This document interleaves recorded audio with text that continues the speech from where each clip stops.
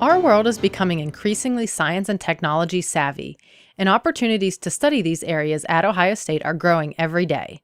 Students might choose to begin in science, technology, and environment exploration if they are interested in comparing theoretical and applied sciences, exploring ways to make our environment and natural resources more sustainable, and in learning how humans interact with these fields. Some students starting in science, technology, and environment exploration begin here because they applied to a competitive major like engineering and were optioned the choice to begin with us.